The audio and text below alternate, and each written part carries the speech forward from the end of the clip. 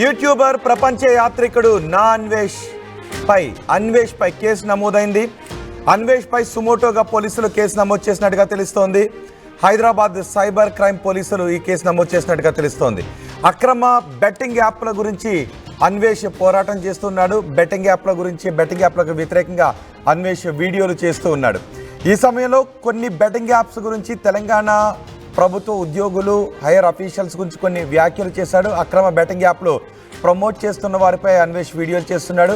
అయితే తన వీడియోలో తెలంగాణ డీజీపీ జితేందర్ పైన వీడియోలు చేశాడు. అలాగే మెట్రో ఎండి ఎన్విఎస్ రెడ్డిపై కూడా అన్వేష్ వీడియోలు చేశాడు.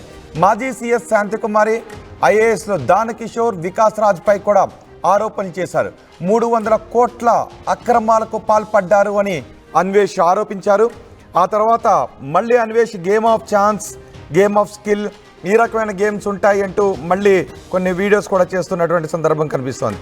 అయితే బెట్టింగ్ యాప్ల గురించి అన్వేష్ పోరాటం చేస్తున్న సమయంలో సెలబ్రిటీలతో పాటు తెలంగాణ ఐఏఎస్, ఐపీఎస్ అధికారుల గురించి కూడా అన్వేష్ వ్యాఖ్యలు చేయడం, వీడియోస్ చేయడంపై తెలంగాణ పోలీసులు అన్వేష్పై సుమోటోగా కేసు నమోదు చేశారు.